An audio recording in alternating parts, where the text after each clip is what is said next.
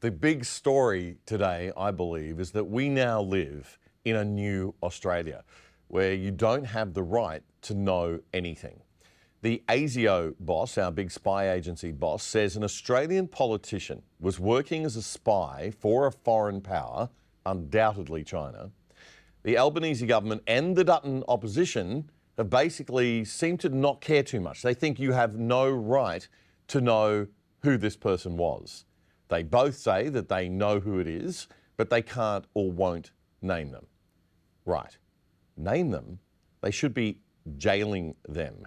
Now, some have said that Peter Dutton is in the process of moving towards pushing for that sort of resolution from all of this, but it's way too slow, and he's been way too lacking in criticism and being outspoken and loud enough about this. Joe Hockey had to step up, former minister of the Liberal Party government in the old days, had to step up and say something quite strong yesterday about it.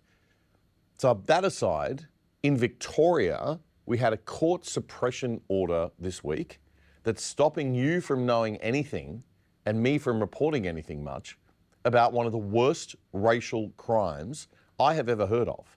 And I don't like being gagged. It involves some pretty high-profile left-wing activists. Avi Yemeni and Rebel News are fighting that suppression order in court. So when we have a resolution, hopefully in the coming week, I'll be back to bring you news on that story and the other story about the spy, and I hope we find out who that is this week. But we've really become a nation of sheep, led by bureaucrats and lawyers who want to decide for themselves what they will and won't tell us. Why? Because they know they can get away with it. Australians are weak and we don't arc up. Half of us don't even know what's going on half the time. It's an absolute shame.